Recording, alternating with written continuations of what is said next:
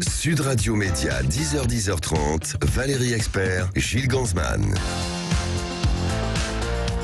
Incroyable. Bonjour à toutes. Bonjour, oui, bonjour Gilles, oui, absolument. Mais faut savoir qu'il y a plein de choses dans les studios parce que on a une icône qui est là, donc forcément il y a plein de gens qui suivent Michel Drucker qui est là. Absolument. Bonjour Michel. Bonjour Valérie. Notre invité du jour aujourd'hui, on est gâtés puisque c'est votre anniversaire. Je sais pas s'il faut s'en réjouir. Alors on dit 4 fois 20 ans. C'est plus joli que 80. C'est plus léger. C'est plus léger. C'est ce que match attitré 4 fois 20 ans. Oui, c'est ça. J'ai trouvé ça plus léger, effectivement. C'est ce que disent aussi les gens qui vous reçoivent. Nous, on a la chance de vous recevoir aujourd'hui. Vous étiez hier avec Laurent Ruquier, les enfants de la télé. Le jour même de l'anniversaire. Vous allez faire quoi ce soir ? C'est aujourd'hui que ça se fête ou pas chez les Drucker ? Je vais rester avec la famille. Ouais. Je vais me coucher tôt parce que demain matin, je fais mon sport. Ouais. Et puis, pour espérer faire 5 fois 20 ans, faut que je m'accroche. Mais est-ce qu'il y aura des cadeaux ? Quel est le plus beau cadeau d'anniversaire qu'on vous a fait ? C'est mon chirurgien qui m'a fait le plus beau cadeau d'anniversaire. Ouais. Il m'a sauvé la vie. Ouais. C'est joli. C'est le plus beau cadeau qu'il m'a fait. Comment allez-vous ? C'est la question qu'on peut vous poser déjà. Très bien. J'ai comme quelqu'un qui depuis 1 an, comme un pianiste, fait ses gammes tous les jours. Et mes gammes, c'est les abdominaux, le gainage, le vélo, le rameur. J'ai mis 1 an à peu près à me reconstruire physiquement. Ouais, vous aviez perdu beaucoup de muscles. J'avais perdu beaucoup. J'étais une ombre. J'étais vraiment un fantôme. Ouais. Après un tel pépin cardiaque. Et je pensais que j'allais pas m'en sortir. Et me voilà. Et vous, à 80 ans. Sur Sud Radio ce matin. Ouais, sur Sud Radio ce matin. On vous retrouve évidemment tous les dimanches désormais sur France 3. Fameux canapé rouge est là. Et puis en spectacle, vous allez remonter sur scène. Nouveau spectacle. Ça c'est mon vrai challenge. Ouais. J'ai déjà fait une petite 30aine de dates depuis janvier. Ouais. Et puis maintenant, j'ai la chance, quelle chance d'être au Petit Marigny, avec comme voisine de loge Florence Foresti. Formidable. Elle est dans la grande salle et moi je suis dans la petite salle. Je succède à Richard Anconina et je me pince pour le croire. Oui, et à Fabrice Lucchini aussi qui a été dans cette salle. Et à Fabrice, il y a beaucoup de gens. C'est un endroit de rêve. En plus, c'est à 100 mètres de mon studio. Et remonter sur scène, c'était pour vous un défi aussi quand vous êtes... C'était le challenge le plus important. À la télé, oui, mais à la télé, je suis assis. Là, sur scène, rester 1h30 tout seul, avec uniquement sa mémoire. Et en direct. Et avec les gens devant moi. Avec les gens qui réagissent. J'avais déjà connu ce bonheur, car c'est un vrai bonheur. Il y a 2 ans, j'avais fait une 100aine de dates pour le premier Seul avec vous. Et là, de vous à moi, c'est d'autant plus fascinant que nous sommes 2 sur scène. C'est-à-dire ? Il y a mon double, il y a moi à 29 ans et moi aujourd'hui. Voilà. C'est ma fille Stéphanie Jarre qui m'a mis en scène, qui voulait me retrouver à l'âge que j'avais quand je l'ai connue. Elle avait 5 ans quand j'ai connu sa maman. Elle en a 50 de plus et moi aussi. Ce n'est pas un hologramme, c'est pas du morphing, c'est pas des images de moi doublées. Et on va voir. Si vous venez me voir, vous essaierez de deviner comment on a fait. Moi, je pensais que c'était quelque chose d'holographique, parce qu'on a eu la chance de voir un peu les images avec Valérie. Moi, j'ai cru que c'était comme une forme d'hologramme. Parce qu'on vous retrouve jeune, en fait. Pas du tout. J'ai le même costume que j'avais il y a 50 ans. Exactement. La même cravate, le même brushing, et la même silhouette. Et ça vous fait quoi de vous voir jeune ? C'est très troublant. Et pourtant, ça fait 1 an que je travaille là-dessus. Parce que le problème, c'est qu'il faut se parler et que ce soit une vraie conversation, sans temps mort. Donc, c'est du direct. Donc, c'est beaucoup de travail. Je répète encore 2 heures avant de monter sur scène, tout le temps. Je répète sur mon vélo, je répète dans ma salle de bain, je répète en marchant. Et je me refais le spectacle que je connais par cœur. Oui, c'est moi qui l'ai écrit. C'est ce que j'allais dire. Répéter, mais vous connaissez tout par cœur. On va en reparler dans un tout petit instant. Gilles, on va passer au zapping. Sud Radio Média, l'instant zapping. Valérie, il était 18h en Angleterre, 19h en France, quand Charles III est apparu sur les écrans du monde entier pour faire son premier discours dédié à sa mère et à son peuple. Je m'adresse à vous avec un sentiment de profonde tristesse. Tout au long de sa vie, Sa Majesté, ma mère bien-aimée, a été une inspiration, un exemple pour moi et pour toute ma famille. Et nous lui devons une dette immense. comme toute famille la doit à sa mère. Quel que soit votre parcours ou vos croyances, je vous servirai avec loyauté, respect et amour, comme je l'ai fait toute ma vie. Vous auriez pu être roi à 80 ans. Finalement, il n'y a pas d'âge pour être roi. Vous avez vu pour Charles. C'est fascinant ce qu'on voit. Ouais. Mais moi, ce qui me bouleverse, c'est que, comme beaucoup de Français, quand j'avais 11 ans, 12 ans, j'étais devant le marchand, la vitrine du marchand de potes de télévision à Vire, en Basse-Normandie. On n'était pas nombreux. Et voilà, et c'était la première star de télé que je voyais, parce que c'est aussi une star de télé. Bien sûr. Elle a compris tout de suite l'image. Ouais. Tout de suite. Et vous avez une histoire avec elle, une anecdote? Vous l'avez rencontrée Non, je ne l'ai pas rencontrée, évidemment, ce serait le rêve. Ouais. Mais il y a quelqu'un qui l'a rencontrée, qui en parle brillamment. C'est Stéphane Bern. Ah, très bien, oui, absolument. Il a été formidable. Il a été formidable, Stéphane.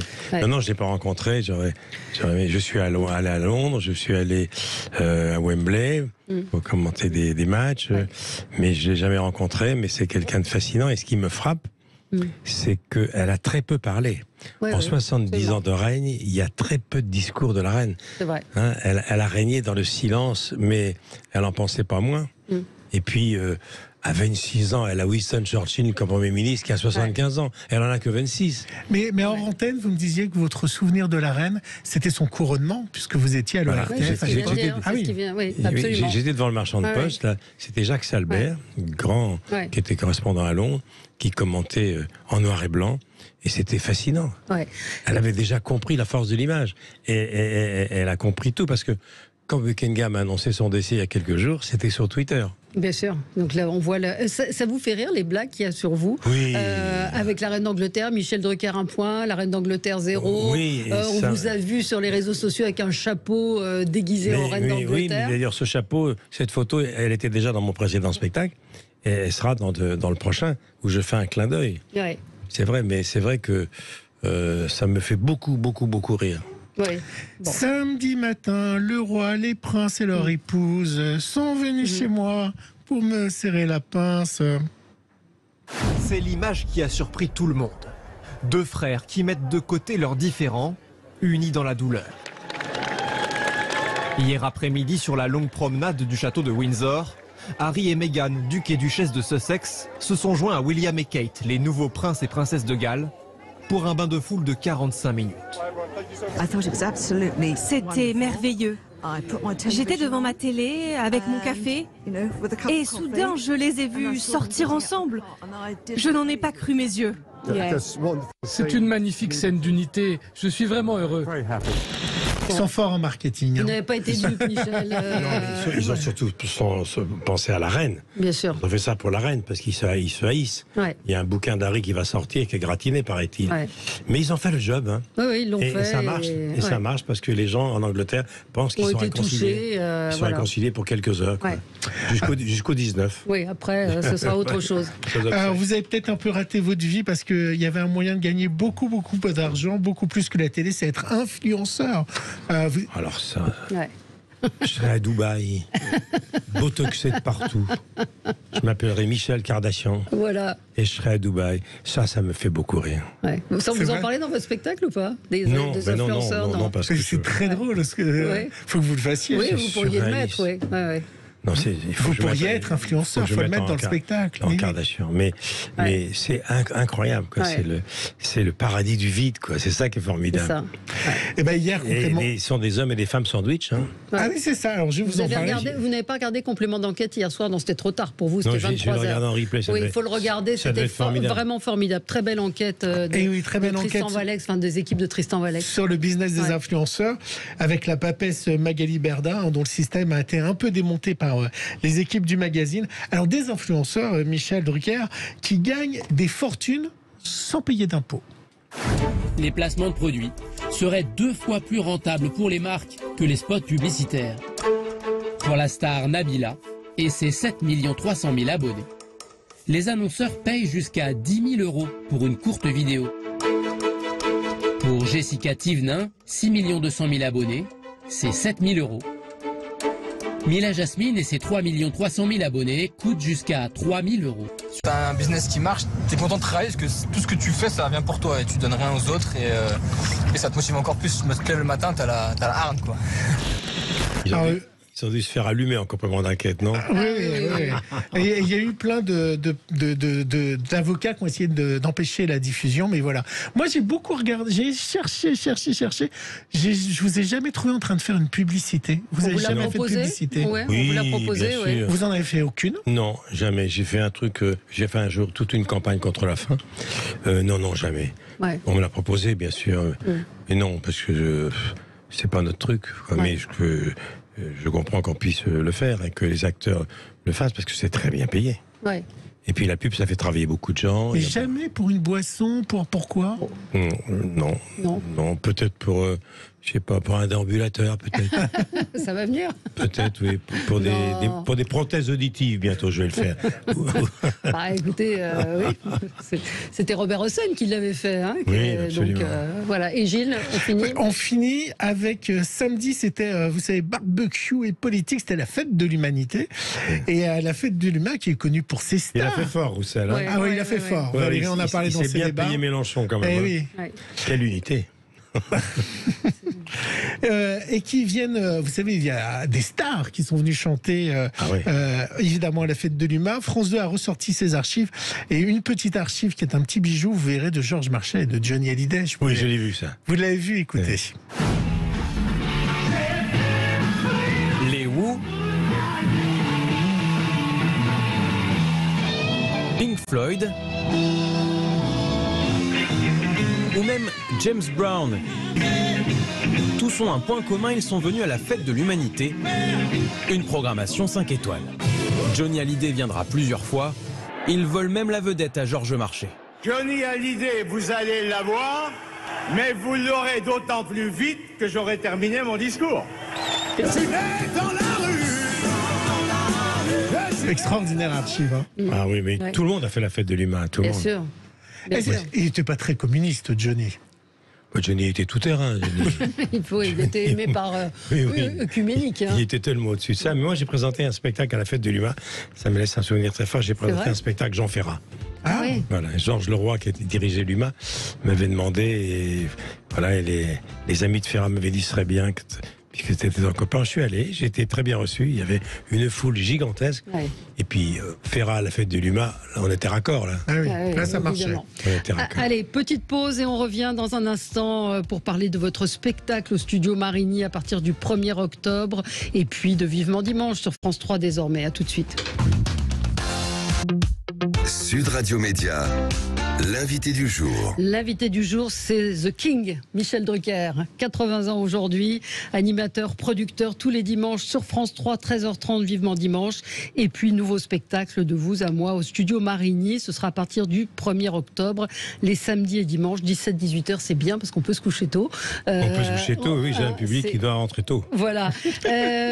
Plusieurs questions de nos auditeurs. Qui est votre successeur? Qui voyez-vous dans la nouvelle génération?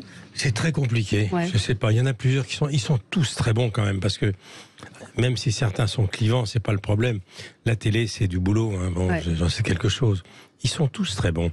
Il y en a un, je me répète, c'est pas parce qu'il est sur France Télé. Cyril Ferraud. Ouais. J'aime bien Cyril Ferraud, je l'ai déjà dit.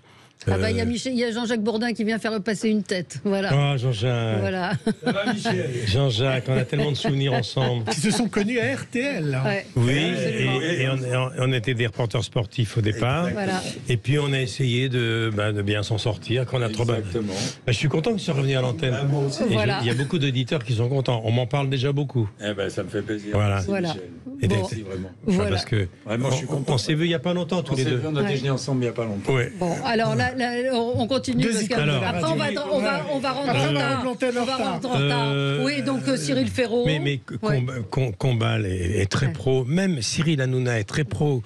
Même s'il est clivant, qu'on aime ou qu'on n'aime pas, ils sont tous très forts parce que c'est du boulot. Ouais. Ce que fait Nico, c'est du boulot. C'est pas facile de faire ce métier. Donc, j'ai tendance à être bienveillant parce que je sais.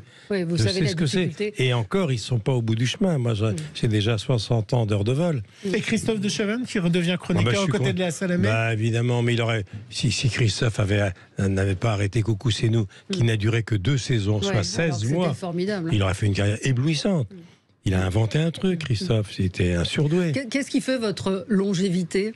Je parle de la longévité télévisuelle. Mon inquiétude. Ouais. J'ai toujours. Se remettre en question tout le temps. Aznavour me disait, Michel, c'était mon voisin en France, on se voyait tout le temps. Il me disait, c'est simple, Michel. Vieillir, évidemment. Devenir vieux, non. Et ne dormez que d'un œil. Et mon frère Jean, à qui je pense souvent, me disait aussi, dans nos métiers, il faut toujours être aussi inquiet quand ça marche pas. C'est quand ça marche qu'il faut faire très attention. Mais là, l'inquiétude, ça peut vous bouffer aussi. Ça peut. Mais il y a la bonne et la mauvaise. Moi, ça m'a coûté plusieurs crises cardiaques. Mais ce que je sais, c'est que la durée, il faut pouvoir ne pas prendre de vacances pendant des années. Il faut bosser tout le temps. Il faut penser qu'à ça. Mais la passion ne fatigue pas.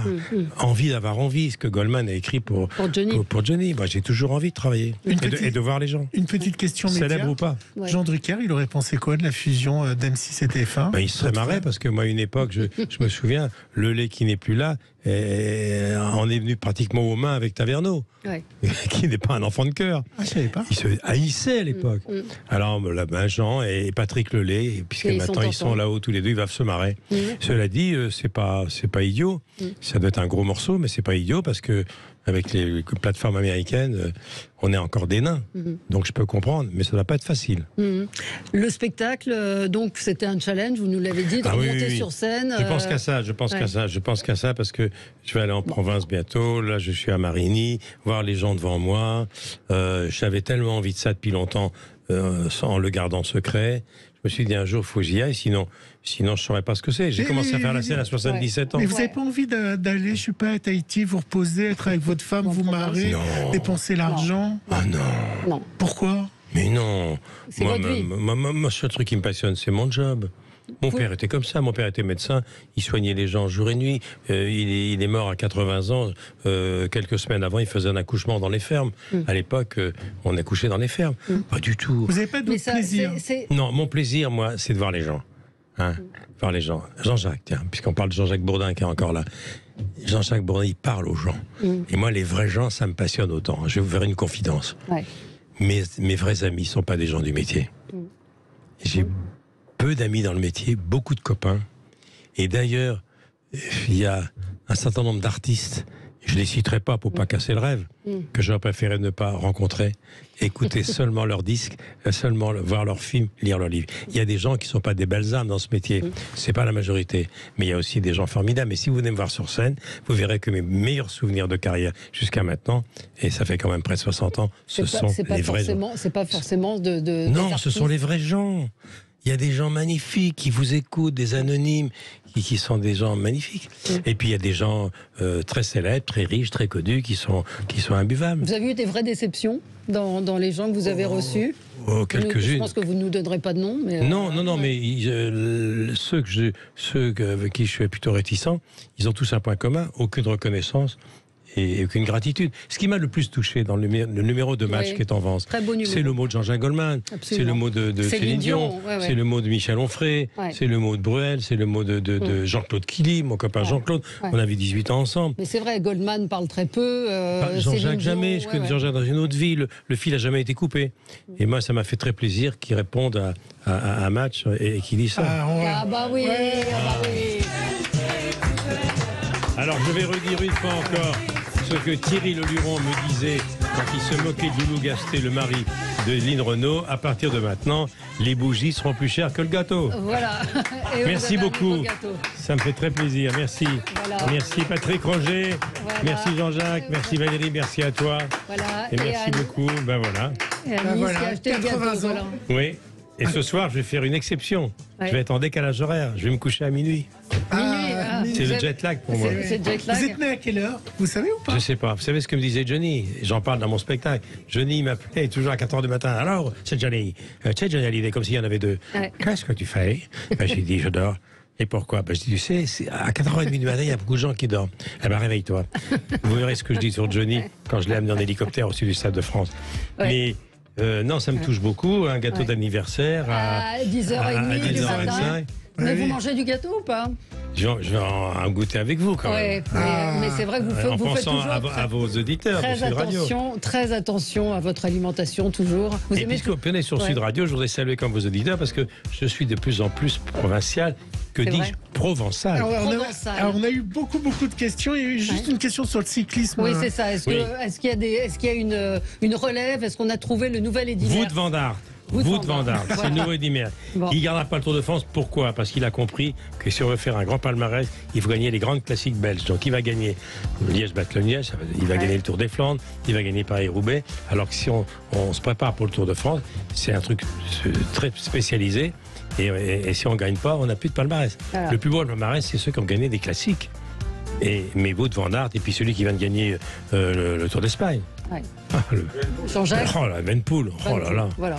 Bon, et puis j'embrasse Julien Alain Philippe parce qu'on se connaît bien. Voilà. J'espère qu'il va se remettre et j'espère qu'il sera présent pour les championnats du monde parce qu'il a encore pris une gamelle dans le Tour d'Espagne. Le secret de votre longévité, c'est aussi la curiosité. Ne branchez pas son vélo, je vais faire rien.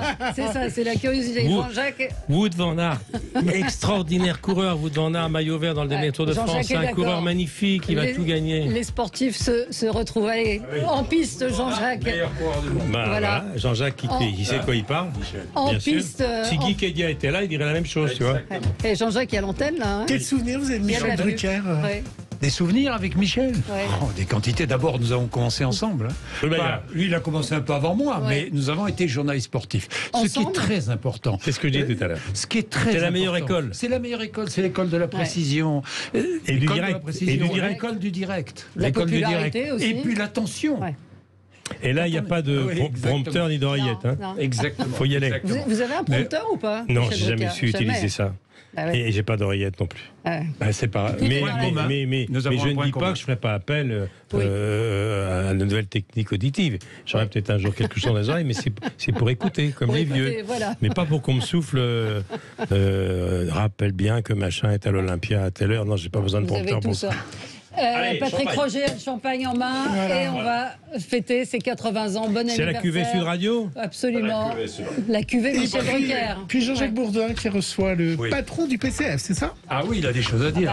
Fabien Roussel qui sera avec vous. Voilà. Vous savez que Jean-Jacques, comme Zabel, comme toute cette génération, c'était un très bon porteur sportif. Très bon. Et vous avez vu, c'est de la mémoire. Quand on était un porteur sportif, on a gardé la mémoire. Et si on parle foot et si on parle cyclisme avec lui, ça revient comme si on était encore, comme si on sortait de Paris-Roubaix.